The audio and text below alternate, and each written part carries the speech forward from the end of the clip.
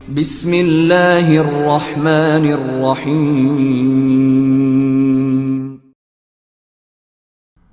Episode 3 رنگین کہکشاں، مصنف ایم.اے. راحت۔ ایک روز شام کو سورج چھپنے کے بعد جاگیر خان نے باہر نکلنے کی کوشش کی تو چوکیدار مہارت خان نے اسے روکا۔ جاگیر خان نے مہارت خان کو دیکھتے ہوئے کہا، تمہیں معلوم ہے میں کون ہوں؟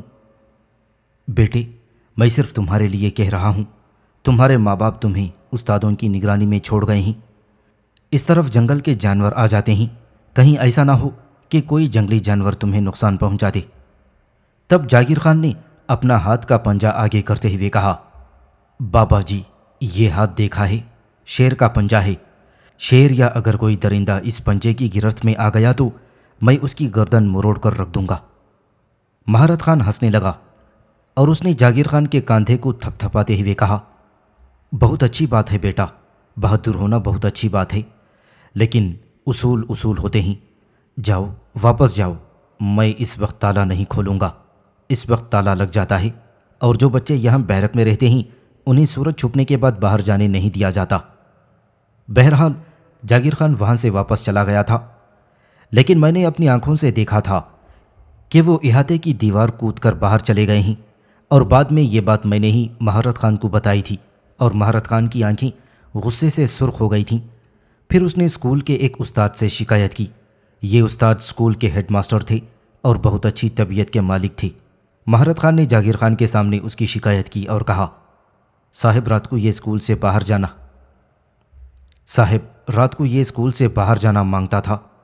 میں نے اسے روکا تو یہ لوگ احاطے کا دیوار کود کر باہر چلا گیا۔ اوہ، یہ تو جرم ہے اور اس کی سزا ضرور ملے گی۔ میں کوئی دیوار کود کر نہیں گیا تھا، تم جھوٹ بولتے ہو چوکیدار، جاگیر خان نے کہا، اور ہیڈ ماسٹر اٹھ کھڑا ہوا۔ اس نے ایک زوردار تھپڑ جاگیر خان کے منہ پر رسید کرتے ہوئے کہا، تم مہارت خان کی بے عزتی کر رہے ہو، جانتے ہو وہ کون ہے؟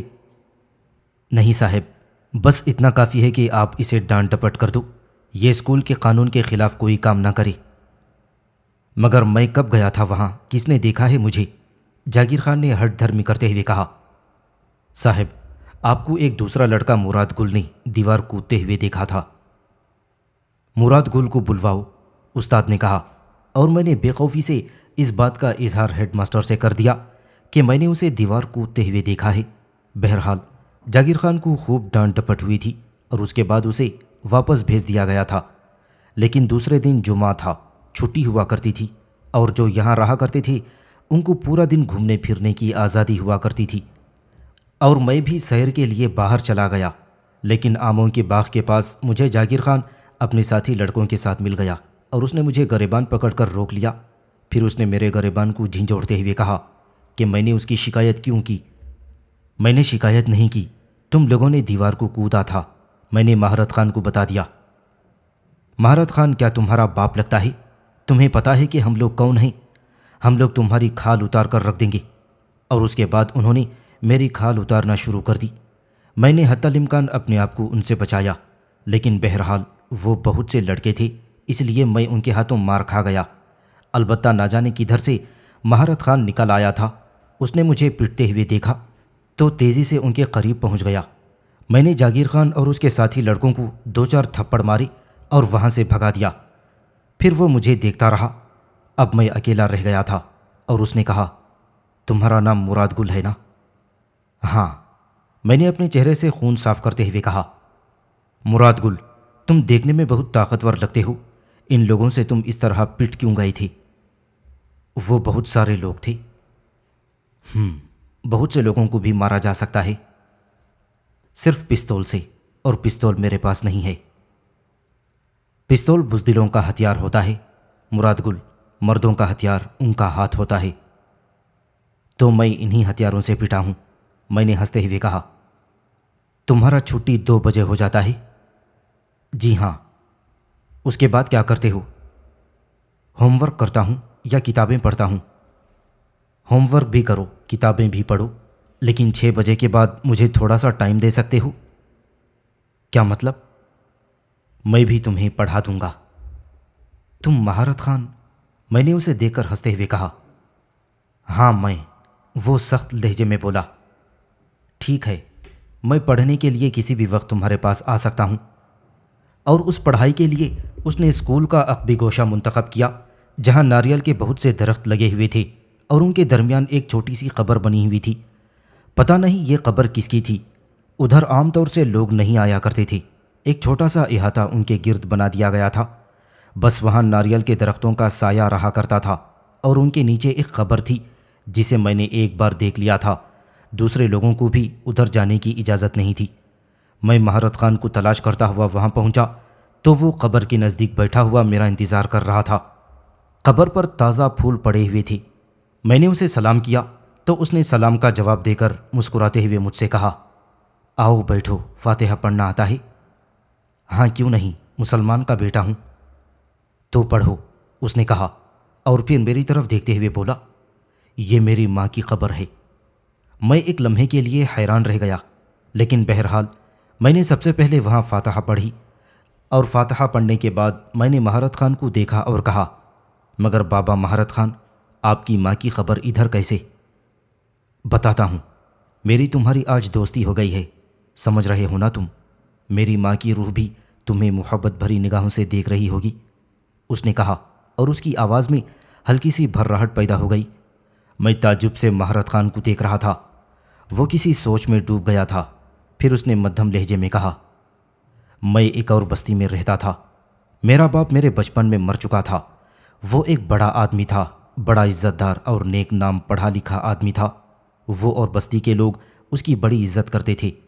میری ماں کی خواہش تھی کہ میں بھی اپنے باپ کی طرح تعلیم حاصل کر کے ایک عزت دار آدمی بن سکوں، مگر باپ کی سرپرستی نہ ہونے کی وجہ سے اور کچھ اپنی فطرت کی خرابی کی وجہ سے میں ماں کے حکم سے انحراف کرتا رہا۔ اس نے کتنی بار مجھے اسکول میں داخل کرایا، لیکن میں اسکول میں نہیں ہوتا تھا۔ میرا کام دوسرا ہی تھا، لڑائی جھگڑا، دوسروں سے دشمنی مول لینا میرا دلچسپ مشغلہ تھا۔ میں کسی غلط کام میں تو نہیں پڑا، لیکن میں نے بہت سے لوگوں کو نقصان پہنچایا، جس کے نتیجے میں میرا دشمنی بڑھتا چلا گیا۔ میری ماں کی آرزوئیں پامال ہو رہی تھیں۔ وہ بہت کوشش کرتی تھی کہ میں تعلیم حاصل کروں۔ وہ بہت بار روئی، اس نے مجھے مارا، میرے پیروں کو چھوا، لیکن میں جن راستوں پر نکل پڑا تھا اب ادھر سے واپسی میرے لیے ممکن نہیں تھی۔ میں اپنی منمانی کرتا رہا۔ ماں حسرت کرتی رہی کہ میں تعلیم یافتہ ہو جاتا، مگر میں نے اس کی بات نہیں مانی۔ پھر وہ بیمار ہو گئی۔ میں اسے علاج کے لیے ادھر خانیہ میں لے آیا۔ اس قصبے میں حکیم اور ڈاکٹر لوگ موجود تھا۔ میں نے کوشش کی کہ علاج سے وہ ٹھیک ہو جائے، مگر وہ ٹھیک نہ ہو سکی اور پھر اس نے میرے ہاتھوں میں دم توڑ دیا۔ اس کی آنکھوں میں جو حسرت تھی میرے لیے، میں اپنی موت کے بعد بھی اسے نہ بھول سکا۔ مجھ سے اس نے بس اتنا کہا کہ کاش میں پڑھ لکھ کر ایک بڑا آدمی بن جاتا تو اس کی موت پرسکون ہوتی۔ بیٹا مراد گل، جب لوگ ہمارے پاس ہوتا ہے تو ہم اسے بے حقیقت سمجھتا ہے۔ ہم سوچتا ہے کہ وہ زندہ رہے گا، ہمیں ایسی ہی نصیحت کرتا رہے گا اور اس کا کیا حیثیت ہے۔ لیکن جب وہ دور چلا جاتا ہے، اتنا دور چلا جاتا ہے کہ ہمارا کوشش اسے واپس نہیں لا سکتا، تو پھر ہمارا آنکھیں اسے تلاش کرتا ہے۔ ہمارا دل یہ چاہتا ہے کہ ایک بار وہ زندہ ہو کر ہمارے سامنے آ جائے تو ہم اس سے وعدہ کریں کہ ہم اس کا ہر خواہش پورا کر دے گا۔ میں نے 1000 بار ماں کو پکارا، مگر وہ واپس نہیں آیا، وہ چلا گیا تھا۔ تو ہم نے سوچا کہ ہم نے بہت برا کیا اور پھر بس ہم نے یہ اسکول بنایا۔ یہ اسکول ہمارا اپنا ہے اور ہم اس کا چوکیداری کرتا ہے۔ ماں کی قبر کے آس پاس ہم نے اسکول کی عمارت کی بنیاد رکھا ہے، اور اب خدا کا فضل ہے کہ یہاں بے شمار بچہ تعلیم حاصل کرتا ہے، اور ہم اپنی ماں کے نام پر یہ اسکول چلاتا ہے۔ ہمارا غرض اس سے دولت کمانا نہیں، ہم تو خود اس کا چوکیدار ہے، صرف اپنی ماں کی خواہش کے طور پر۔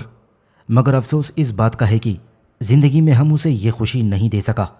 ابھی محسوس ہوتا ہے ہمارے کو کہ ماں ہمیں غصے کی نگاہوں سے دیکھتا ہے اور بولتا ہے کہ مہارت خان، جب میں نے کہا تھا تو نے میری بات نہیں مانی، اب یہ سارا کھیل کیوں کھیلتا ہے؟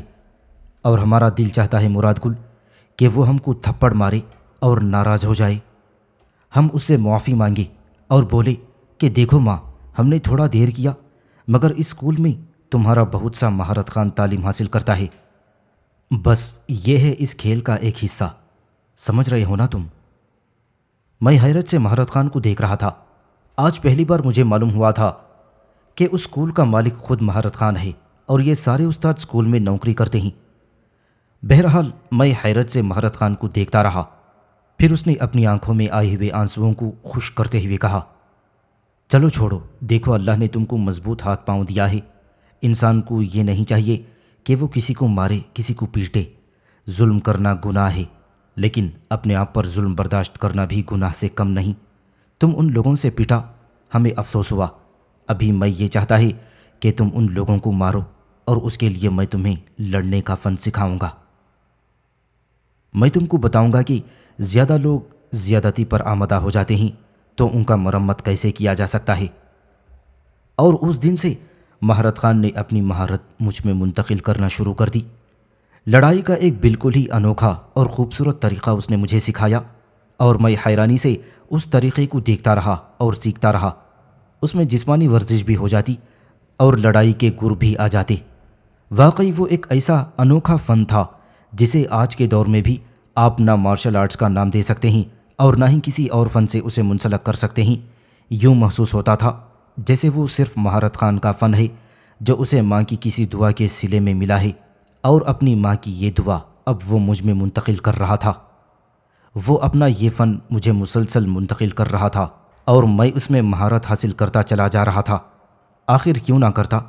مہارت خان میرا استاد تھا۔ اس نے مجھے یہ بھی بتایا کہ اگر کسی کو بے ہوش کرنا ہو تو بہت معمولی سا پیار بھرا ایک ہاتھ اسے 2-3 گھنٹوں کے لیے معطل کر سکتا ہے۔ چنانچہ میں اس فن کو سیکھتا رہا۔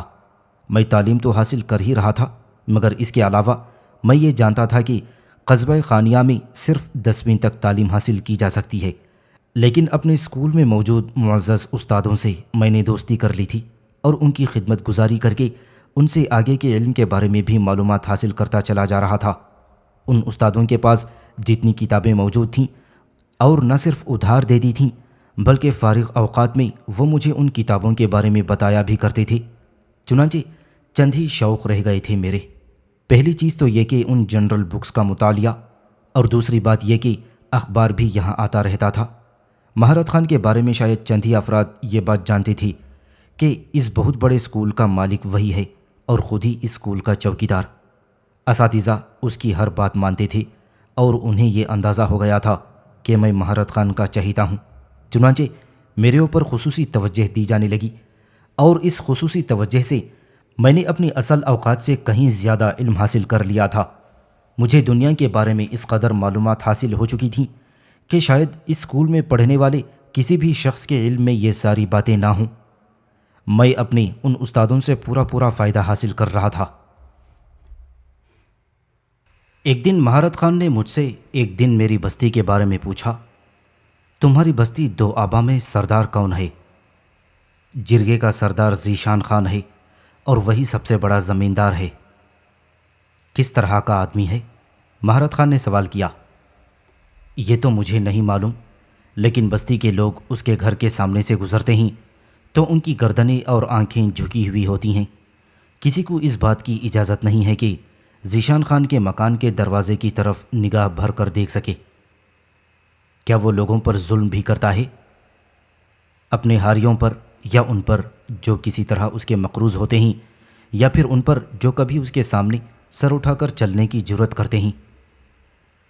اس کا مطلب ہے کہ خطرناک آدمی ہے۔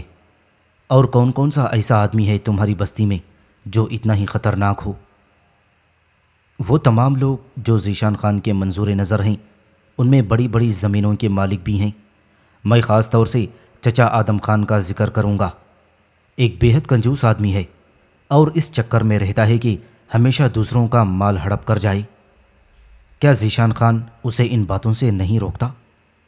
نہیں، اس لیے کہ وہ ذیشان خان کا منظور نظر ہوتا ہے۔ دیکھو، ایسی بستی میں جہاں اس قسم کے لوگ حکمرانی کرتے ہوں، انسان کو ذرا مختلف طریقے سے رہنا چاہیے۔ کیسے بابا مہارت خان؟ میں نے پوچھا۔ خود کو ہمیشہ بزدل ظاہر کرو، جو ہو کبھی کسی کو نہ بتاؤ۔ بہادری ویسے بھی ڈھول کی طرح پیٹنے کی چیز نہیں ہے، لیکن بہادری کو تم ایسے خانے میں محفوظ رکھو جو کسی کی نگاہوں میں نہ آ سکے۔ اس کا استعمال اس وقت کرو جب کہ تمہاری ضرورت بالکل ناگزیر ہو جائے، اگر لوگ پہلے سے تمہارے بارے میں یہ جان لیں گے کہ تم کس قدر قوت کے مالک ہو تو پھر وہ تمہاری قوت کے مطابق تیاریاں کرنے کے بعد تم پر حملہ کریں گے۔ اگر انہیں اس بات کا علم ہی نہ ہو کہ اندر سے تم کیا ہو تو وہ ہمیشہ تمہاری طرف سے غلط فہمی کا شکار رہیں گے اور تمہارے بارے میں کوئی صحیح فیصلہ نہ کر پائیں گے۔ ان کا یہ صحیح فیصلہ نہ کرنا تمہاری کامیابی کی دلیل ہوگا۔ چنانچہ یہ طے ہوا کہ خود کو ہر معاملے میں اس قدر بزدل ظاہر کرو کہ لوگ تمہیں بزدل سمجھنے لگیں۔ ٹھیک ہے مہارت خان، میں نے جواب دیا۔ زندگی کے دن گزرتے رہے، میں کلاسز پاس کرتا رہا، باپ سے محروم ہو چکا تھا، ماں تھی اور بہنیں تھیں، یہ سب میری زندگی کا ایک حصہ تھیں اور میں یہ محسوس کر رہا تھا کہ زندگی بڑی آسان سی چیز ہے، یہاں تک کہ 10ویں کا نتیجہ نکل آیا اور اس کے بعد اس اسکول میں میرا کوئی کام نہ رہا۔ میں اس اسکول سے جدا ہوتے وقت بہت زیادہ دکھی تھا۔ مہارت خان نے محبت سے مجھے رخصت کیا اور کہا، جو تحفے میں تمہیں دے سکتا تھا وہ دے دیے ہی، اور اب میرے پاس تمہیں دینے کے لیے کچھ بھی نہیں ہے۔ جب بھی موقع ہو مجھے یاد کر لینا، لیکن جو کچھ میں نے بتایا ہے سمجھ لینا وہ تمہاری زندگی کا ایک حصہ بن جانا چاہیے۔ میں گھر واپس آ گیا۔ ماں بہت خوش تھی، بہنیں بھی بہت خوش تھیں۔ پھر ہم آگے کے بارے میں فیصلے کرنے لگے۔ نہ جانے کیوں ماں کے انداز میں نے ہمیشہ ہی ایک عجیب سی کیفیت دیکھی تھی۔ یوں محسوس ہوتا تھا جیسے اس کی آنکھوں میں میرے لیے نہ جانے کیسے کیسے مستقبل کے خواب مل رہے ہوں، لیکن وہ بھی ایک معصوم سی گھریلو عورت تھی اور اسے اس بارے میں کچھ بھی معلوم نہیں تھا کہ زندگی کیسے گزاری جا سکتی ہے۔ باپ کا سایہ بھی سر سے اٹھ چکا تھا، اس لیے کوئی صحیح مشورہ دینے والا بھی نہیں تھا۔ ماں نے مجھ سے پوچھا، اب کیا ارادہ ہے بیٹا؟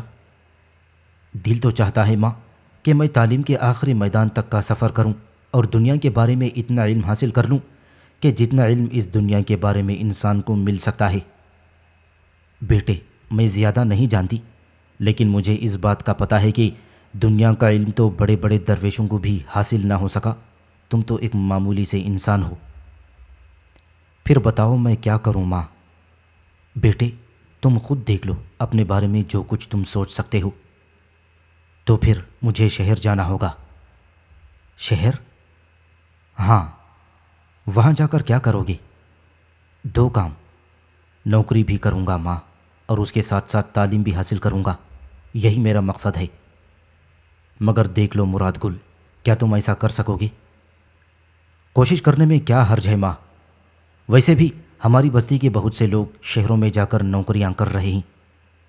پھر آدم خان جو زبردستی ہر گھر میں گھسنے والوں میں سے تھا اور ہر ایک کو اپنے مشوروں سے نوازتا تھا، اور چونکہ اس کا تعلق فضل خان سے بھی رہ چکا تھا، وہ گھر آیا اور مجھے دیکھ کر کہنے لگا، اوئے جوانا، تو ہاتھی نکلا ہے، اتنا جاندار، اتنا شاندار کہ دیکھ کر حیرت ہوتا ہے۔ مگر میں فضل خان کو پہلے بولا تھا کہ غریب لوگ کو تعلیم حاصل کر کے خوار ہونے کے علاوہ اور کچھ نہیں ملتا۔ ابھی یہ تمہارا بیٹا اگر تعلیم حاصل کر گیا تو یہ گھر کا رہے گا نہ گھاٹ کا، اپنے گھر کا کام بھی نہیں کر سکے گا، اور شہروں میں اسے نوکری نہیں مل سکے گی، کیا فائدہ ہوا؟ لیکن فضل خان مسکرا کر خاموش ہو جاتا۔ اس دن بھی آدم خان نے مجھے دیکھ کر اس طرح کے الفاظ کہے تھے، اور پھر اس نے ازراہ کرم کہا، ٹھیک ہے، فضل خان سے میرا بہت پرانا دوستی تھا، ابھی میرے اوپر بھی یہ فرض عائد ہوتا ہے کہ میں اس دوستی کو نبھاؤں۔ تم ایسا کرنا مراد گل کہ کل میرے ڈیرے پر آ جانا، میں تمہیں نوکر رکھ لوں گا۔ اس گھر کا خرچہ مجھے معلوم ہے، فضل خان سے دوستی کے حوالے سے میں تم کو 300 روپے مہینہ تنخواہ دوں گا، پورا 10 روپے روز بنتا ہے، سمجھ رہے ہو نا؟ آ جانا کل میرے پاس۔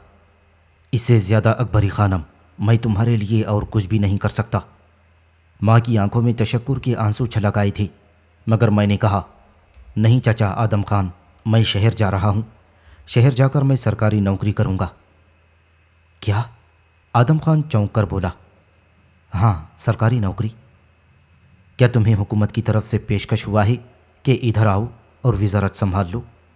آدم خان نے جلے کٹے لہجے میں کہا، نہیں، مگر نوکری تلاش کرنے میں کوئی حرج نہیں ہے، میں بہت جلدی شہر چلا جاؤں گا اور اس کے بعد سرکاری نوکری تلاش کر لوں گا۔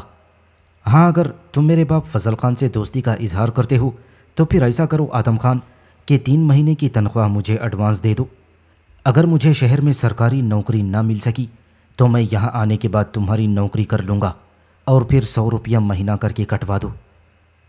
اکبری خانم، مجھے اس لڑکے کا دماغ خراب معلوم ہوتا ہے، اسے سمجھاؤ، اور اگر یہ میرے پاس کام کرنے کے لیے تیار ہو تو اسے میرے پاس بھیج دینا، ورنہ اس کی چرب زبانی مجھے غصہ بھی دلا سکتی ہے۔ آدم خان جلدی سے اٹھ کر باہر چلا گیا اور میں ہنسنے لگا۔ ماں نے کہا، سوچ لو بیٹا، اس میں کوئی شک نہیں ہے کہ 300 روپیے کی نوکری ملنا یہاں بڑا مشکل کام ہے، وہ بھی اپنی بستی میں۔ نہیں ماں، مجھے شہر جانا ہوگا، تم مجھے قسمت آزمائی کا موقع دو۔ میری دعا ہے کہ اللہ تیری قسمت کو اتنی بلندی تک لے جائے کہ تو آسمان پر ستاروں کی طرح چمکے۔ غرضے کے بعد طے پا گئی کہ میں شہر جا کر سرکاری نوکری کروں گا۔ یہ سرکاری کا لفظ اتفاق سے میرے منہ سے ہی نکل گیا تھا، لیکن آدم خان نے اسے اتنا مشہور کر دیا کہ اب میرے مقامی شناسہ مجھے سرکاری ملازم کہنے لگے تھے۔ لیکن بہرحال مہارت خان نے جو کچھ مجھے سکھایا تھا وہ یہی تھا کہ غصے میں آ کر کسی کے ساتھ کوئی سخت سلوک نہ کرو۔ چنانچہ میں خاموشی سے سب کی باتیں سن کر ٹال دیتا۔ اسی دوران دولہا خان شہر سے واپس آیا۔ بہت عرصے پہلے وہ شہر گیا ہوا تھا اور وہاں جا کر نوکری کرنے لگا تھا، اور پھر اس نے 2 آبا آنے کے بعد ایک ٹریکٹر خریدا، اور اب اس کا بڑا بھائی کرائے پر ٹریکٹر چلاتا تھا۔ یہ ایک ایسی مثال تھی جسے رد کیا ہی نہیں جا سکتا تھا۔ میں دولہا خان سے جا کر ملا۔ کافی غلط آدمی تھا، تھوڑے سے پیسے آ گئے تھے تو اوقات سے بھٹک گیا تھا، لیکن بہرحال مجھ سے چونکہ بچپن کی شناسائی تھی اس لیے مجھے دیکھ کر مسکرایا اور بولا، مگر مراد تو یار پہلوانی شروع کر دے، شہر میں ٹیلی ویژن ہوتا ہے، یہ ٹیلی ویژن ہوٹل والے اپنے ہوٹل میں گاہکوں کے لیے لگا لیتے ہیں، اور ایک چیز ہوتی ہے ڈش، سمجھ رہے ہو نا؟ ڈس، میں نے کہا۔ اوہ نہیں یار، صرف ایک دفعہ ڈش، بس ایک چیز ہوتی ہے، اس سے ٹیلی ویژن پر کشتیاں نظر آتی ہیں۔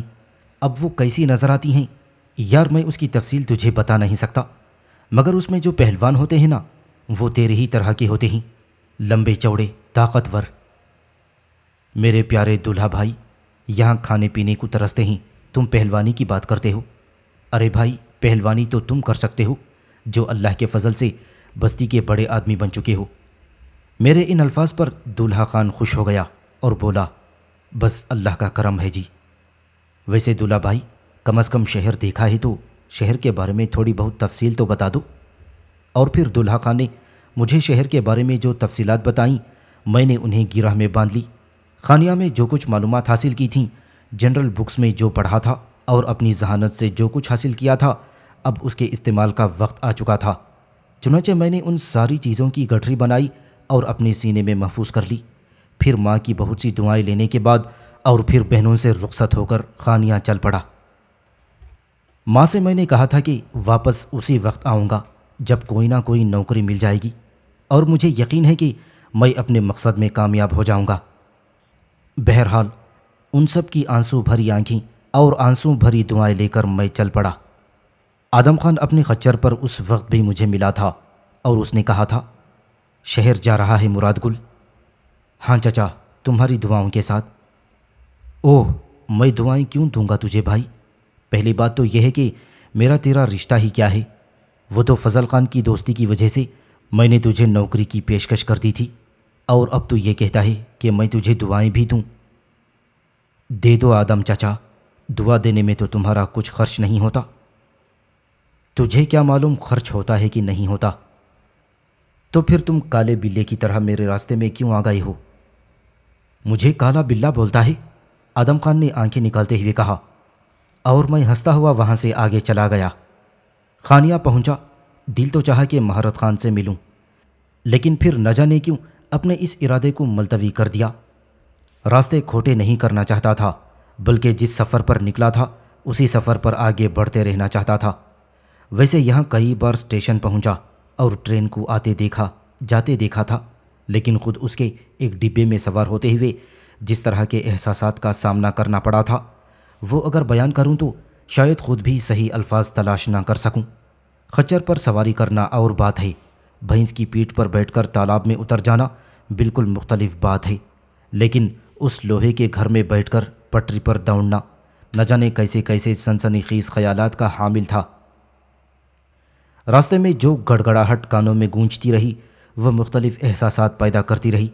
میں نے دیکھ لیا تھا کہ ڈبے ایک دوسرے سے جڑے ہوئے ہوتے ہیں، خدا نخواستہ اگر کہیں یہ آپس میں کھل جائیں تو کیا ہو، یا پھر وہ پتلی سی پٹری، اگر لوہے کا یہ طوفان اس پٹری سے اتر جائے تو کیا ہوگا۔ لیکن کچھ نہیں ہوا۔ میرے علاوہ شاید کسی کے ذہن میں بھی یہ سوچ نہیں تھی۔ لوگ بڑے مزے سے سفر کر رہے تھے۔ رات کو وہ آرام سے سو گئے تھے اور پھر جب صبح کی روشنی ہوئی تو اس طرح اپنے اپنے معمولات میں مشغول ہو گئے جیسے اپنے گھر کے کمرے میں بیٹھے ہوئے ہوں۔ بس ایک میں تھا جس کا کوئی معمول نہیں تھا۔ وہ لوگ ناشتہ وغیرہ کر رہے تھے لیکن میں خاموشی سے ایک ایک کو دیکھ رہا تھا۔ زندگی میں انوکھا تجربہ حاصل ہوا تھا۔ بہرحال ریل سفر کرتی رہی اور آخرکار میں نے جس شہر کا ٹکٹ لیا تھا وہ آ گیا۔ ریل بھی یہاں اختتام پذیر ہو جاتی تھی اور تمام مسافروں کو اترنا ہی پڑتا تھا، جبکہ راستے میں کئی جگہ ریل رکی تھی اور لوگ جلدی جلدی اترے اور چڑھے تھے، لیکن یہاں آ کر سبھی اتر گئے تھے، گویا یہ منزل تھی اور باقی سب راستہ۔ میں نے اپنی منزل کی طرف قدم بڑھایا۔ دولہا بھائی نے جو کچھ کہا تھا وہ نگاہوں کے سامنے تھا، لیکن بہرحال اس سے مجھے یہ فائدہ ہوا تھا کہ یہاں آ کر میں وحشت زدہ نہیں ہوا تھا۔ تقریباً ساری گائیڈ لائنز مل چکی تھیں اور میں ہر صورتحال سے واقف تھا۔ ٹکٹ سنبھال رکھا تھا کیونکہ یہ سنا تھا کہ بغیر ٹکٹ لوگوں کے ساتھ بہت ہی VIP سلوک ہوتا ہے۔ ٹکٹ چیکر کو ٹکٹ دکھا کر باہر نکل آیا اور اس کے بعد بلند و بالا عمارتوں کو دیکھنے لگا۔ کمال تھا صاحب، جادوگروں نے کیا جادوگری دکھائی تھی۔ بستی دو آبا کی سادگی اور پھر یہ شہر کی پرکاری۔ لیکن علم بھی کیا چیز ہے، آپ ہی کتابوں میں دنیا تلاش کر لیتے ہیں اور پھر دنیا کا ہر گوشہ آپ کو اپنا اپنا سا لگتا ہے، کوئی شے اجنبی نہیں ہوتی، اور میں اس وقت اسی کیفیت سے دوچار تھا۔ چنانچہ شہری آبادی میں بچ بچ کر چل پڑا۔ دن کا وقت تھا اور ابھی روشنی کے بے شمار گھنٹے موجود تھے۔ مجھے شہر دیکھنا تھا، جائزہ لینا تھا، اس کے بعد اپنے لیے کسی مقام کا تعین کرنا تھا۔ چنانچہ مختلف گوشوں میں چلتا رہا۔ پیدل چلنا میرے لیے کوئی مشکل مرحلہ نہیں تھا۔ دوپہر کو ایک ایسی جگہ پہنچا جہاں ایک جھونپڑا ہوٹل بنا ہوا تھا اور وہاں لوگ بینچوں پر بیٹھے کھانا کھا رہے تھے۔ پہلے میں نے جائزہ لیا کہ کھانے کے لیے کیا صورتحال پیش آ سکتی ہے اور کتنی رقم خرچ کی جا سکتی ہے۔ پتہ چلا کہ زیادہ مہنگا معاملہ نہیں ہے۔ چنانچہ ایک نوٹ نکال کر میں نے مٹھی میں دبایا اور کھانا لانے والے ایک شخص کے پاس پہنچ گیا۔ مجھے کھانا چاہیے۔ اس نے اوپر سے نیچے تک مجھے دیکھا اور بولا، تو بیٹھ جاؤ بھائی، یا پھر لے کر جانا ہے؟ نہیں، یہیں کھانا ہے۔ تو پھر بیٹھ جاؤ، میں ابھی آتا ہوں تمہارے پاس۔ اس کے اشارے پر میں ایک بینچ پر بیٹھ گیا اور چاروں طرف کا جائزہ لینے لگا۔ کم از کم شہر میں یہ اچھی بات ہوتی ہے کہ لوگ کسی کو عجوبے کی طرح نہیں دیکھتے، بلکہ سب اپنے کام سے کام رکھتے ہیں۔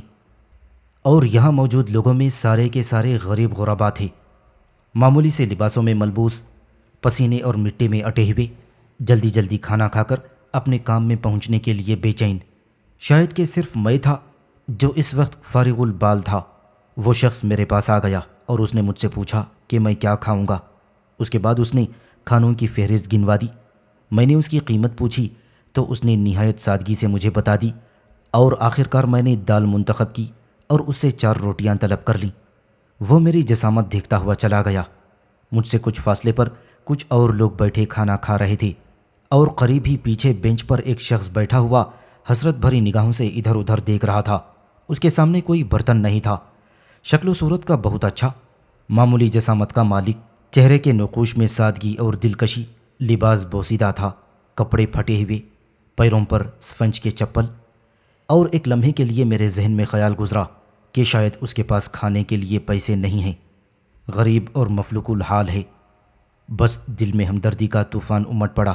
میں نے سوچا کہ کہیں کوئی گڑبڑ نہ ہو جائے، لیکن ہمدردی جو ابھر آئی تھی۔ چنانچہ میں نے اسے اشارہ کیا۔ وہ چونک کر مجھے دیکھنے لگا، پھر اس نے اپنے سینے پر ہاتھ رکھ کر مجھ سے پوچھنے لگا کہ کیا میں اسے ہی مخاطب کر رہا ہوں۔ میں نے گردن ہلا دی۔ وہ آ کر میرے پاس بیٹھ گیا۔ تم اکیلے بیٹھے ہوئے تھے تو میں نے سوچا کہ چلو تمہیں اپنے پاس بلا لوں۔ کیا تم کھانا کھا چکے ہو؟ اس نے سوال کیا۔ ابھی نہیں، میں نے کھانا منگوایا ہے۔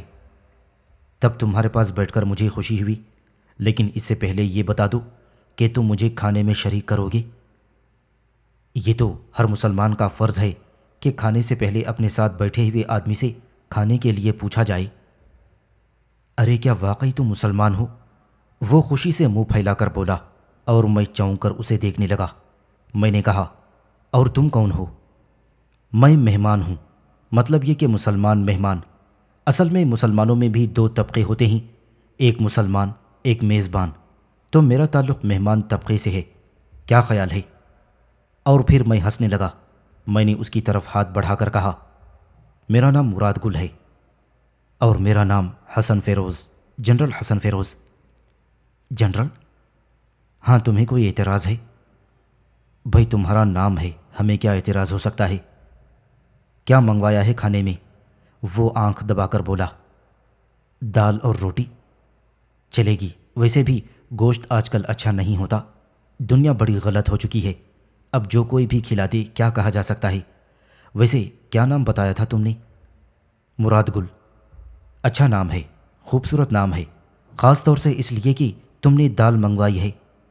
سلاد منگوایا ہے یا نہیں؟ وہ بولا۔ سلاد؟ ہاں، گاجر، مولی، ٹماٹر، کھیرا اور سلاد کے پتے۔ اس کا کیا کرو گے؟ کھانے کے ساتھ؟ پتہ نہیں، وہ میں نے الگ سے تو نہیں منگوایا۔ چلو ٹھیک ہے، 2:30 وقت کے فاقے میں جو بھی نصیب ہو جائے غنیمت ہوتا ہے۔ کیسے 2:30 وقت کا فاقہ؟ تمہیں نہیں کہہ رہا یار، اپنے آپ سے کہہ رہا ہوں۔ اور پھر میں خاموش ہو گیا۔ اس شخص نے جو دوسروں کو کھانا دے رہا تھا ہمارے سامنے کھانا لا کر رکھ دیا۔ اس نے گہری نگاہوں سے میرے معزز مہمان کو دیکھا اور بولا، گویا تم نے اپنا ٹھکانہ بنا ہی لیا ہے۔ 2 روٹی اور لے آؤ، دال کافی ہے۔ میں نے کہا، ایک منٹ، یہ 4 روٹیوں کا تم کیا کرو گے؟ کھاؤں گا، اور کیا کروں گا؟ 4 کھاؤ گی؟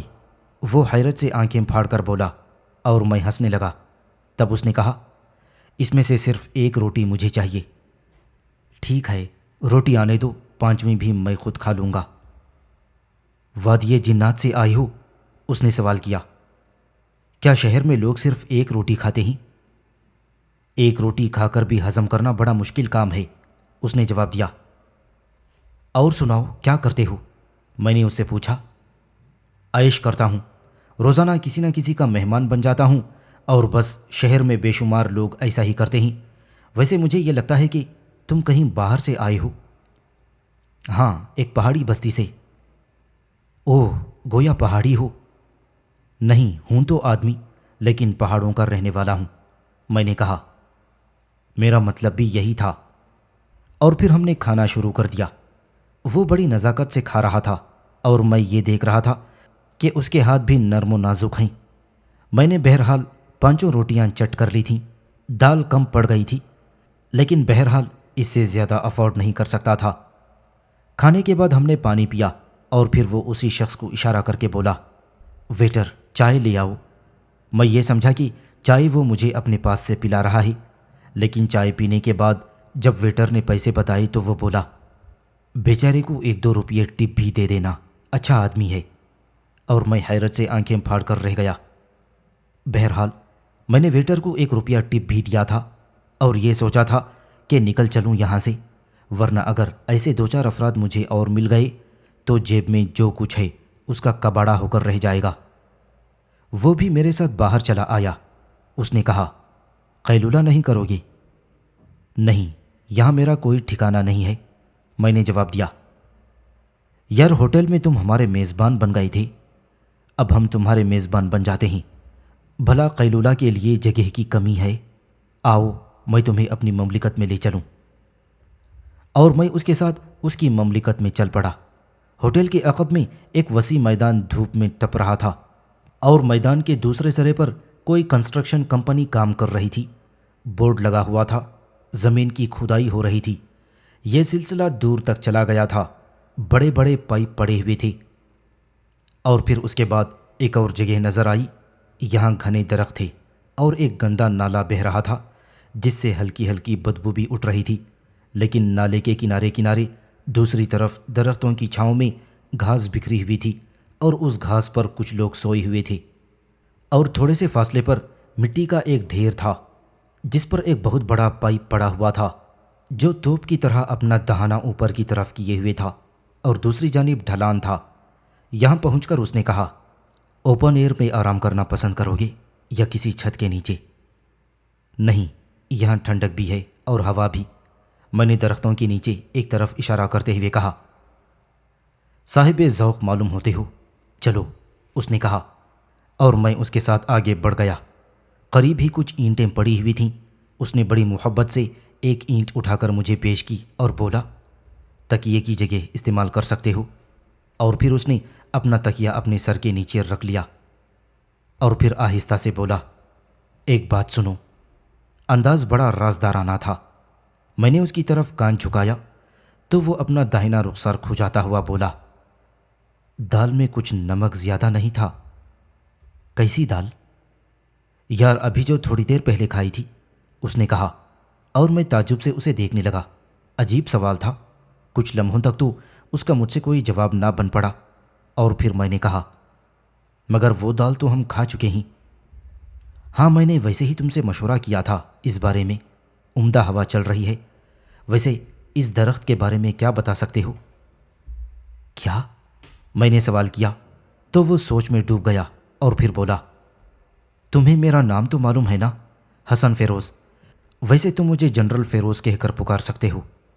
کیا خیال ہے؟ جنرل کا عہدہ ہے تمہارے پاس؟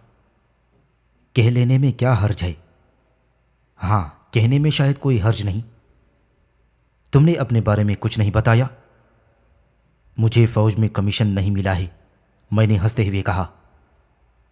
میرا مطلب ہے کہ کون ہو، کہاں سے آ رہے ہو، اور یہ جو تمہارے بغل میں پوٹلی دبی ہوئی ہے نا، اس سے صاف پتہ چل رہا ہے کہ کسی دوسرے شہر سے آئی ہو، اور یہ کپڑے جہاں سے تم نے سلوائے ہیں وہ جگہ کم از کم یہ شہر نہیں ہو سکتی، کہیں اور کے سلے ہوئے کپڑے معلوم ہوتے ہیں۔ کیا تم درزی کا کام بھی کرتے ہو؟ میں نے پوچھا۔ کچھ نہیں کرتا پیارے بھائی، کچھ نہیں کرتا، اور اگر تم یہ سمجھتے ہو کہ میں تمہاری کسی بات کا برا مان جاؤں گا تو یہ خیال بھی اپنے دل سے نکال دو۔ بات یہ ہے کہ نمک حلالی بھی کوئی چیز ہوتی ہے، اور میں نے تمہارا نمک کھایا ہے، اور کچھ زیادہ کھا لیا ہے، کیونکہ دال میں نمک زیادہ ہی تھا۔ آدمی دلچسپ معلوم ہوتا تھا، حالانکہ جس قدر برے حال میں نظر آ رہا تھا اس سے تو یہ ظاہر ہوتا تھا کہ زندگی سے بیزار ہوگا اور کوئی اچھی بات نہ کر سکتا ہوگا، لیکن اس کے انداز میں ایک عجیب سی ترنگ تھی جس سے وہ ہر بات مستانہ وار بولتا تھا۔ سامعین سے گزارش کی جاتی ہے کہ ہمارے سارے چینلز ایلیکونٹ ادب ایکسٹراز، سوارڈ آف حق چینل اور اتحاد الانصار چینل میں جن آڈیو بکس اور سیریز کو مکمل کیا جا چکا ہے، ان سب کا مطالعہ ہمارے پلے لسٹ سیکشن سے کریں، اور ان آڈیو بکس اور سیریز کو آپ اپنے دوست و احباب میں شیئر کرتے رہیں، اور ہمارے سوشل میڈیا پلیٹ فارمز کے لنکس ڈسکرپشن میں دیے گئے ہیں۔ ہمیں سبسکرائب اور فالو ضرور کریں۔ جزاک اللہ۔